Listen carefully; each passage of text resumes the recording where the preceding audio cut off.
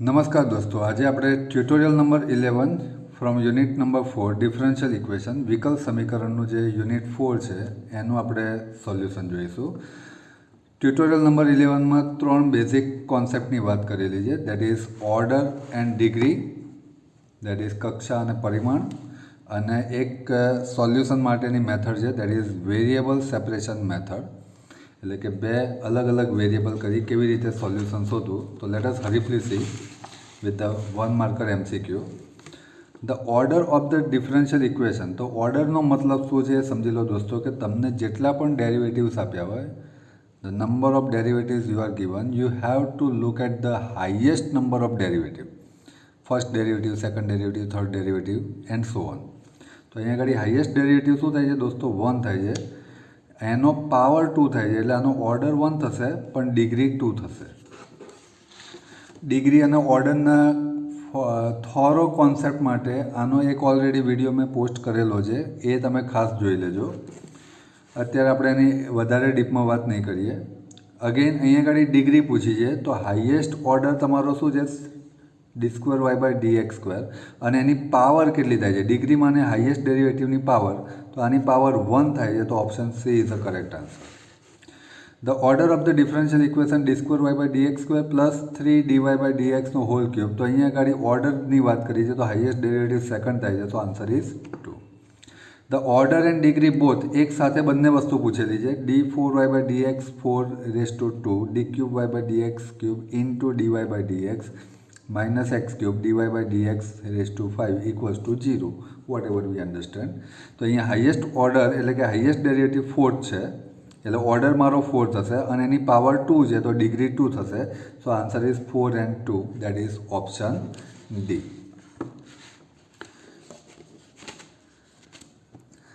ચલો નેક્સ્ટ આપણે જોઈએ. The order of a differential equation d3y/dx³ 4 d2y/dx². તો ઓર્ડર મારો 3 થશે, option C is the correct answer. The degree, તો આમાં હાઈએસ્ટ ડેરિવેટિવ d3y/dx³ છે અને એની પાવર 4 છે, તો option 4. The order of and degree of x² dy plus y² dx. હવે ધ્યાનથી જોશો દોસ્તો, તો અહીંયા ગાડી dy/dxના ફોર્મમાં નથી આપેલું, તો પહેલાં આપણે એને કન્વર્ટ કરીશું. તો x² dy આ પ્લસવાળું સામે જશે, તો માઇનસ y² dx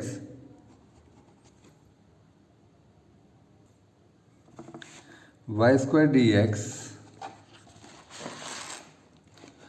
ઓકે, તો dx ડિવિઝનમાં જશે, માઇનસ y²/x². તો આનો ઓર્ડર બી 1 છે અને ડિગ્રી પણ 1 છે. So for this given equation we are asked order and degree, so both are 1 1, option. The order and degree of e⁻, it's same type નો question છે, you can understand 1 1 આન્સર આવશે. અહીંયા ગાડી the degree of the differential equation, અહીંયા ગાડી power તમારી 3/4 છે, એનાથી મારે કોઈ કન્સર્ન નથી, પણ જે હાઈએસ્ટ ડેરિવેટિવ છે એની પાવર 1 છે, તો બાય ડિફોલ્ટ તમારો આન્સર 1 આવશે. ચલો order and degree of this, તો આમાં ઓર્ડર મારો 2 થશે અને ડિગ્રી 3 થશે. પણ અહીંયા આગળ જ્યારે સ્ક્વેર રૂટ છે એને તમે રિમૂવ કરશો, તો સ્ક્વેર રૂટ કરશો એટલે અહીંયા આગળ સ્ક્વેર કરવો પડશે, તો પાવર 3 2 6 થશે. તો ઓર્ડર મારો 2 થશે અને ડિગ્રી 6 થશે.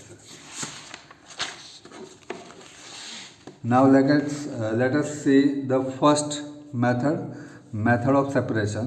તો મેથડ ઓફ સેપરેશનમાં કરવાનું શું છે કે વાયવાળું લેફ્ટ હેન્ડ સાઈડ રાખવાનું છે, એક્સવાળું રાઈટ હેન્ડ સાઈડ. તો પ્લસ સામે જશે તો સામે આવશે માઇનસ dx. હવે આ વાય મલ્ટિપલથી સામે જશે ડિવિઝનમાં, આ x² મલ્ટિપલથી જશે સામે ડિવિઝનમાં. તો what I left dy/y that is equals to minus 2x/x² dx. એટલે જો વાયવાળા ટર્મ અને એક્સવાળા ટર્મને આપણે સેપરેટ કરી દીધા. હજુ થોડું સિમ્પ્લિફિકેશન થતું હોય તો આપણે કરી દઈશું. dy/y ઇક્વલ્સ ટુ એક x કેન્સલ થઈ જશે, -2/x dx. ઓકે, હવે બંને બાજુ આપણે ઇન્ટિગ્રલ કરી દઈશું. આ એક સ્ટેપ મેં ડાયરેક્ટ લખ્યું છે, તમારે આના પછી લખવાનું છે, જગ્યા નથી એટલે. Therefore 1/y થશે log y, ઇન્ટિગ્રલ આપણે યાદ કરો યુનિટ નંબર 4, આ -2 બાર અને 1/x શું થશે log x. આમાં એટલું યાદ રાખજો દોસ્તો કે બે આન્સર લોગમાં આવે તો પાછળનો c વાળો આન્સર પણ આપણે શેમાં લઈશું, લોગમાં જ લઈશું. અહીંયા ગાડી -2 ઉપર પાવરમાં જશે, થોડાક લોગના નિયમો, મલ્ટિપલથી ક્યાં જશે, પાવરમાં જશે. આ બે લોગની વચ્ચે એડિશન તો અંદર મલ્ટિપ્લિકેશન થશે, that is log y equals two log x⁻² into c. બંને બાજુથી log કેન્સલ, તો y equals two x⁻² c અથવા તો x² આ બાજુ તમે લઈ જશો તો આવું પણ લખી શકાય, x² y equals to c, where c is a arbitrary constant. આ લખવાનું ભૂલતા નહીં. એક c તમારો એક કોન્સ્ટન્ટ નંબર છે, એને આપણે ધ્યાનથી જોવું પડશે. ઓકે, ચલો next question. dy -3x² e⁻y dx. તો dy આ બાજુ રાખ્યું, આ માઇનસવાળું ટર્મ સામે જશે તો માઇનસ માઇનસ પ્લસ થઈ જશે, 3x² e⁻y dx. y વાળું ટર્મ e⁻y મલ્ટિપલમાં છે, સામે ડિવિઝનમાં જશે તો dy/e⁻y 3x² dx. થોડું હજુ સારી રીતે લખી દઈએ, e⁻y થઈ જશે 3x² dx. બંને બાજુ ઇન્ટિગ્રલ લઈ લો.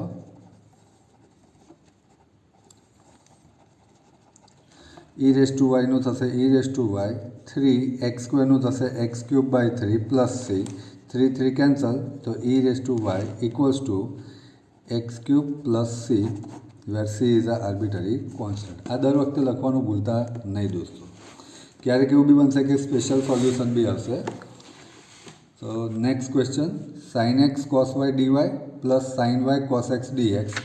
તો dy વાળું ટર્મ છે sin x cos y dy. આ પ્લસ છે અને ઉચકીને હું સામે લઈ જાઉં તો minus sin y cos x dx. આ sin y મલ્ટિપલમાં છે, સામે ક્યાં જશે, ડિવિઝનમાં. sin x મલ્ટિપલમાં, સામે ડિવિઝનમાં. તો cos y upon sin y dy equals to minus cos x upon sin x dx. તો cos upon sin શું થાય આપણને બધાને ખબર છે, cot. આ બી થઈ જશે cot. કોટનું ઇન્ટિગ્રલ શું થાય દોસ્તો, બંને બાજુ ઇન્ટિગ્રલ કરીશું તો કોટનું ઇન્ટિગ્રલ થશે log mod sin x અથવા તો sin y.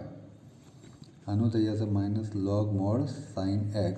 મેં હમણાં જ કહ્યું કે બંને જો લોગવાળા આવે તો c પણ લોગમાં જ લેવાનું, that is log sin y. અને આ બાજુ લાવીશ તો પ્લસ થઈ જશે log sin x equals two log c. લોગની વચ્ચે એડિશન એટલે અંદર થશે multiplication. log cancel, so what I left sin y. આ ખરેખર કેન્સલ નથી થતા, log ઇઝ અ 1 ફંક્શન. તો log x1 equals to log x2 હોય તો x1 must equals to x2 થાય, દેટ ઇઝ ધ થિંગ. આ સેપરેશનને વધુ ક્લિયરલી સમજવા માટે ઓલરેડી એક વિડીયો મૂકેલો છે, ખાસ જોઈ લેજો દોસ્તો. ચલો dy/dx ઇક્વલ્સ ટુ ધીસ. તો dy/dx tan x tan y સામે જાય તો માઇનસ થઈ જશે. આ dx ડિવિઝનમાં સામે લઈ જઈશું, tan y મલ્ટિપલમાં સામે ડિવિઝનમાં લઈશું. So what I left dy/tan y equals two minus tan x into dx. આવું કંઈક થશે. હવે 1/tan y હમણાં આપણે લખ્યું શું થશે, that is nothing but cot y. This is minus tan x dx. બંને બાજુ ઇન્ટિગ્રલ કરી દો તો cot y નું શું થાય, હમણાં જ આપણે જોયું log mod sin. અને ટેનનું શું થાય દોસ્તો, ખબર યાદ ના હોય તો યાદ કરી દઉં, log mod sec x. અને આન્સર બી log c. અને ઉચકીના બાજુ લઈશું again.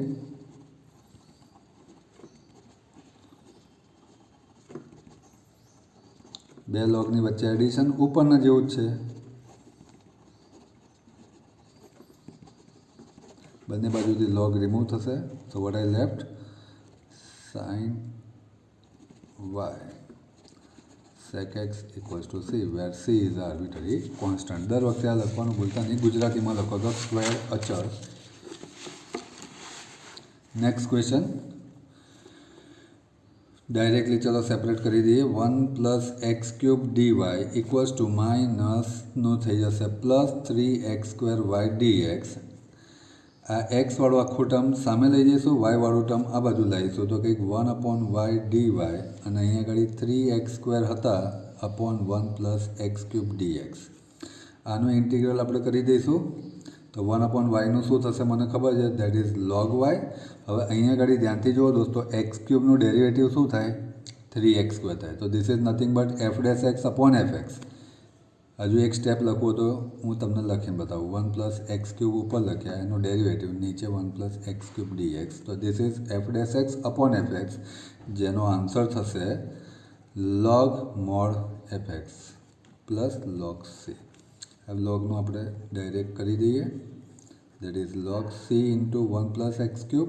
log cancel, so what I left, y equals to c into 1 + x³. ચલો નેક્સ્ટ. સો ડીવાયને આપણે આ બાજુ રાખીશું, -4xy² dx.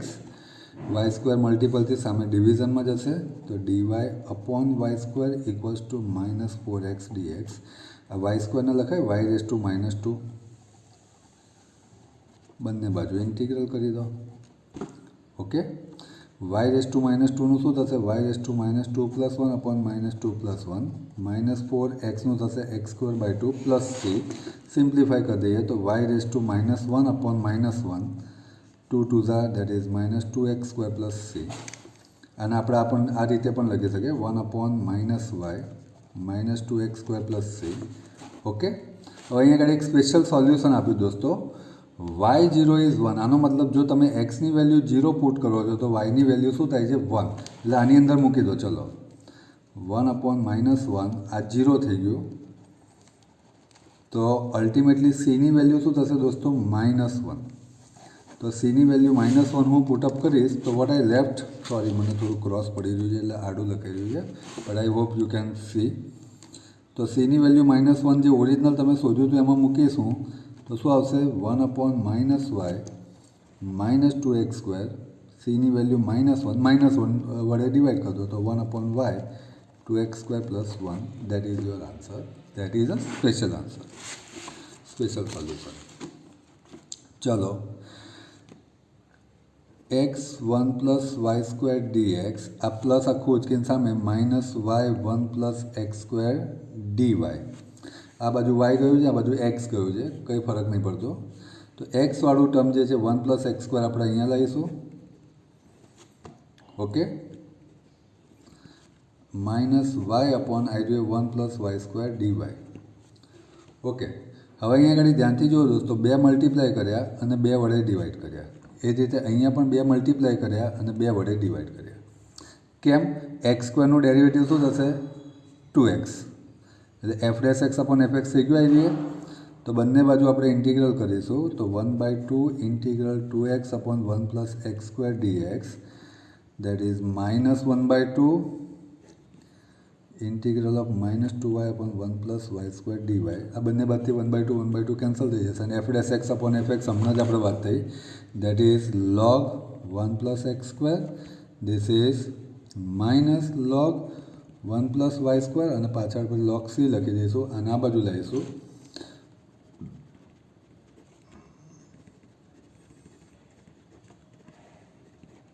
બે લોગની વચ્ચે એડિશન. હવે તો સિસ્ટમ ક્લિયર થઈ ગઈ હશે બધાને.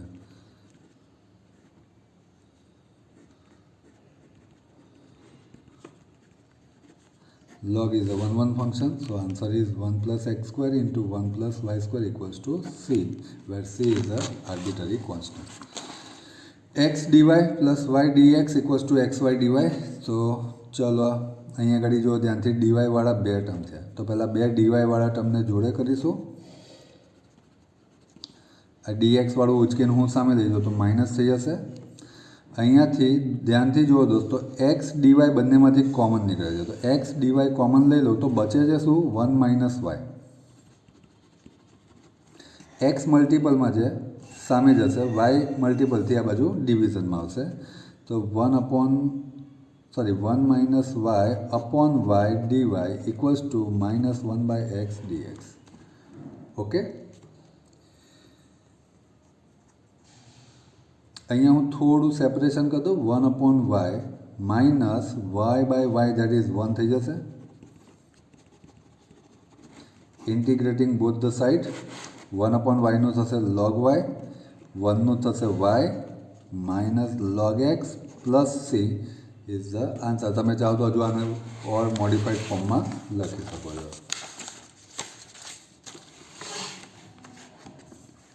GTO ask question. ચલો, e⁻y 1 plus x square dy by dx આખું માઇનસવાળું ટર્મ સામે ગયું તો થઈ જશે પ્લસ 1 e⁻y. ચલો, y વાળું બધું આપણે આ બાજુ લાવવાનું છે, x વાળું પેલી બાજુ લઈ જઈશું. e⁻y upon 1 plus e⁻y dy 2x upon 1 plus x square dx બંને બાજુ ઇન્ટિગ્રલ. આ બી દોસ્તો આનું ડેરિવેટિવ કરીશું તો આ થશે તો f'(x અપોન fx). એ જ રીતે આનું પણ એ જ વસ્તુ થશે. તો this is log 1 plus e⁻y, this is log 1 plus x square plus log c. થોડું સીનું કામ આપણે કરી દઈએ, c into 1 plus x square, કારણ કે લોગની વચ્ચે એડિશન તો અંદર multiplication. So log is a 1 function. 1 plus e⁻y equals to c 1 plus x square, where c is an arbitrary constant. चलो, tan y dx equals to આને આખું ઉચકીને સામે લઈ જાઓ તો minus tan x sec square y dy. tan x મલ્ટિપલમાં છે, સામે ડિવિઝનમાં જશે. tan y અહીંયા ગાડીથી સામે ડિવિઝનમાં જશે તો 1/tan x dx equals to minus sec square y upon tan y dy. tan x ને શું લખી શકાય? હમણાં જ આપણે જોયું cot x